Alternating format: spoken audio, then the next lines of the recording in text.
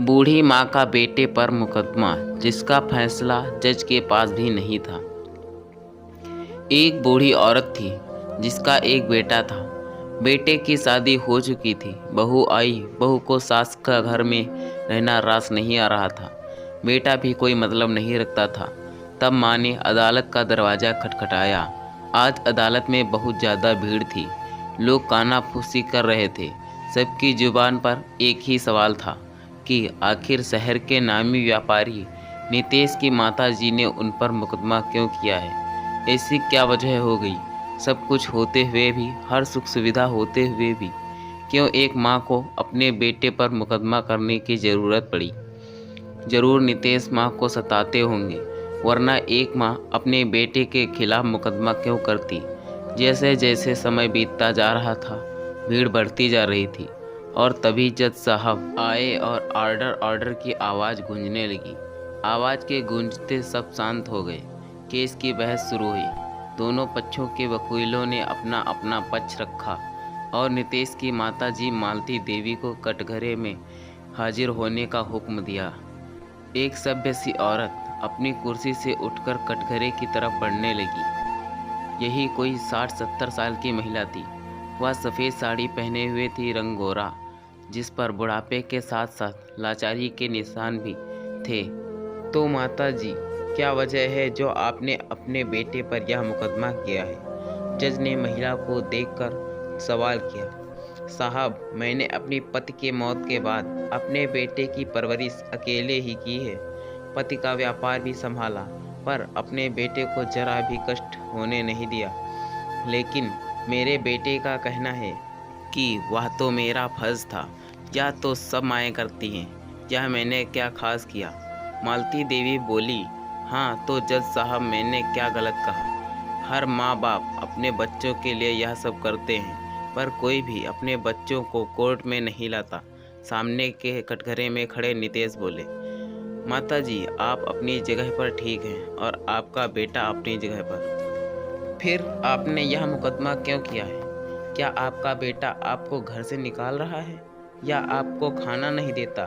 क्या वजह है इस मुकदमे की और आप कोर्ट से क्या चाहती हैं? जज ने मालती देवी से सवाल किया। क्या एक माँ को घर में रखना और समय से खाना देना काफ़ी होता है? क्या इससे एक माँ का कर्ज अदा हो जाता है? जवाब देने की जगह मालती देवी ने जज से ही सवाल किया। माता जी, आप ही बताइए कि आप क्या चाहती हैं? जज परेशान होकर बोला। मैं चाहती हूँ कि एक माँ के रूप में मैंने जो भी अपने बेटे के लिए किया, उसके जन्म से लेकर उसे काबिल बनाने तक, मेरा बेटा उस कर्ज को उतार दे। मालती देवी ने शांति से जवाब दिया। अदालत में खुसुर फुसुर फिर से शुरू हो गई। अब हर कोई मालती देवी को दोषी समझ रहा था। भला कोई माँ अपने बेटे की परवरिश की कीमत मांगती है? कैसी माँ है यह? ठीक है, मैं कीमत देने को तैयार हूँ। आप दाम बोलिए। अगर यही बात है तो आप मुझे घर पर ही बोल देती। यहाँ कोर्ट में यह सब ड्रामा करने की क्या ज़रूरत? बोलिए, कितने का चेक काट दूँ? अपनी जेब से चेकबुक निकालते हुए नितेश बोला। मेरा बेटा हिसाब किताब का बहुत पक्का है, माँ ने कहा। जज साहब, आप मेरे साथ नाइंसाफ़ी नहीं करोगे। मेरा बेटा जब होने वाला था तब मुझे बहुत सी परेशानियाँ हुई, तो मुझे ऑपरेशन कराने को बोल दिया था, पर मैंने अपनी जान की परवाह ना करते हुए भी इसे जन्म दिया। यह दूसरे बच्चों के मुकाबले हर चीज़ में कमज़ोर था, इसलिए इसका कोई दोस्त नहीं बनता था, तो मैं इसकी दोस्त भी बनी। इसकी परवरिश में कोई कमी ना रह जाए, इसलिए मैंने और मेरे पति ने दूसरे बच्चे का ख्याल भी छोड़ दिया। कक्षा में बहुत कमज़ोर था, इसलिए इसे घंटे घंटे पर सिखाती पढ़ाती थी। मैं बिना क्रोधित हुए इसकी परेशानियां बार बार दूर करती थी। यह काफ़ी बड़ा होने के बाद भी बिस्तर गीला कर देता था। मेरे पति गुस्सा करते थे तो मैंने इसे लेकर अलग कमरे में सोना शुरू कर दिया। सारी सारी रात इसे इधर उधर करती थी कि यह गीला ना रहे। फिर धीरे धीरे यह बाकी बच्चों की तरह सामान्य होने लगा।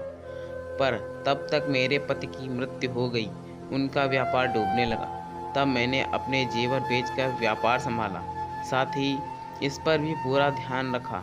लोगों ने मुझे यह कहकर दूसरी शादी का सुझाव दिया कि एक औरत के लिए अकेले ज़िंदगी काटने में बहुत मुश्किल होती है। कुछ रिश्ते भी आए, पर ये मुझे एक पल भी नहीं छोड़ता था। मैं कैसे इसके लिए दूसरा पिता ला सकती थी? यह बोल मालती देवी रुक गई। उनकी सांस फूलने लगी। उनके वकील ने उन्हें पानी पिलाया, सामान्य किया और बाहर कुछ लोगों की गंदी नज़र से बचते हुए घर आकर बेटे के सामने सामान्य बनी रहती। ये रात को जल्दी सो जाता, तब चुपचाप आंसू बहाती। कितनी बार खुद को अपने बेटे सहित खत्म करने का विचार आया, पर एक माँ ऐसा कैसे कर सकती थी? इसलिए रोज मरती और अपने बेटे के लिए खुद को जिंदा करती हुई समय गुजारने लगी, इस आस में कि एक दिन बेटा बड़ा होगा तो सब ठीक हो जाएगा। बड़े होते ही इसने अपने पसंद की लड़की से शादी कर ली। धीरे धीरे सारा व्यापार इसे सौंपकर मैं निश्चिंत होने लगी कि अब पोते पोती को खिलाते हुए चैन से बुढ़ापा काटूंगी। पर यह बोलकर मालती देवी ने लंबी सांस ली। पर इसकी पत्नी यानी मेरी बहू मेरा घर में रहना ही नहीं सुहाता था। वह तो बच्चों को का खिलाने देती, मुझे धीरे धीरे मेरे घर के पीछे जानवरों के तबेले के पास एक टूटी मिट्टी की कोठरी में रहने के लिए दे दी गई, जहाँ घर की नौकरानी मुझे खाना दे जाती थी।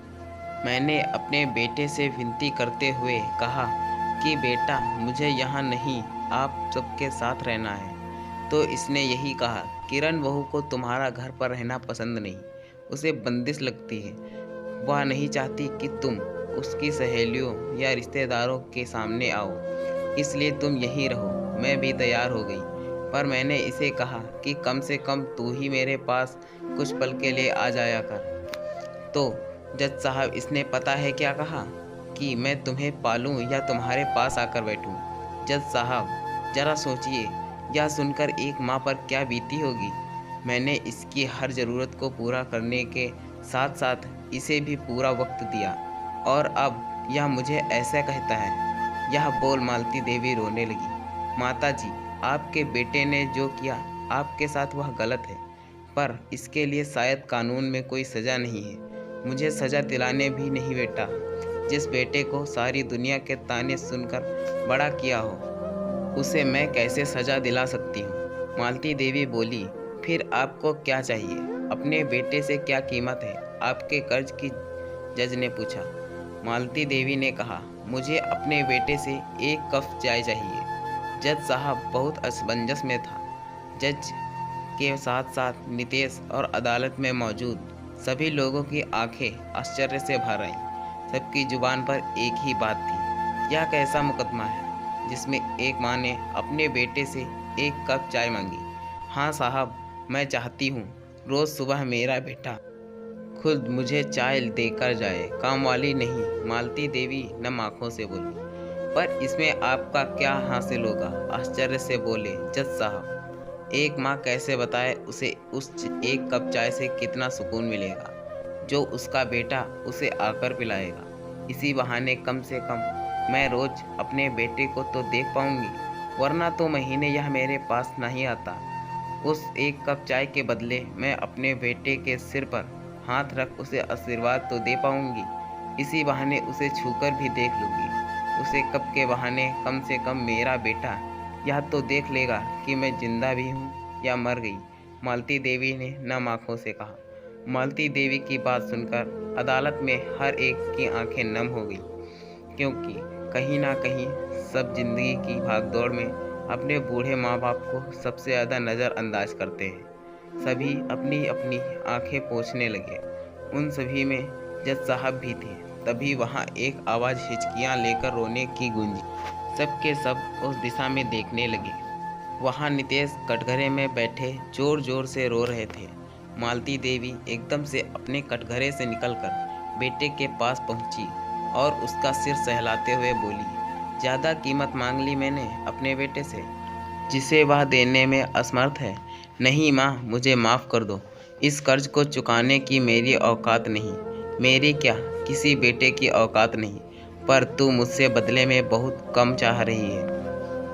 अब तेरा यह बेटा सिर्फ तेरे लिए चाय लाएगा ही नहीं, तेरे साथ पिएगा भी, खाना भी खाएगा, क्योंकि अब तो घर के पीछे जानवरों के तबेले की कोठरी में नहीं, हम सबके साथ रहेगी और हमारे साथ ही खाओगी पियोगी। माँ के कदमों से लिपटकर जोर जोर से रोते हुए बोले, ना मेरे बच्चे रो मत, मैं तो बस तुझे देखना चाहती हूँ। समय का कुछ पता नहीं, मैं आज हूँ कल नहीं। मैं इस हसरत के साथ नहीं मरना चाहती कि बेटे को देखे इतने दिन हो गए, बल्कि मरते वक्त एक सुकून के साथ मरना चाहती हूँ। मालती देवी बेटे को सीने से लगाते हुए बोली। अब पूरी अदालत में सिर्फ सिसकियां गूंज रही थी। जज साहब को फैसला सुनाने की ज़रूरत ही नहीं थी, क्योंकि दोनों पक्षों में समझौता हो गया था। अब तो जज साहब को भी अपने घर भागने की जल्दी थी, क्योंकि उनकी माँ भी ना जाने कितने दिनों से उनका चेहरा देखने को तरस रही थी। दोस्तों, काम काज और ज़िंदगी की भाग दौड़ में इतना भी ना मसरूफ़ हो जाएं कि अपने बूढ़े माँ बाप को ही नज़रअंदाज कर दें। दोस्तों, आपको इस कहानी के बारे में क्या कहना है, कमेंट में ज़रूर लिखें। और ऐसी ही कहानियाँ सुनने के लिए कृपया हमारे चैनल को सब्सक्राइब करें। अगर यह वीडियो आपको पसंद आया है तो कृपया इसे लाइक करें। Thanks for watching. धन्यवाद।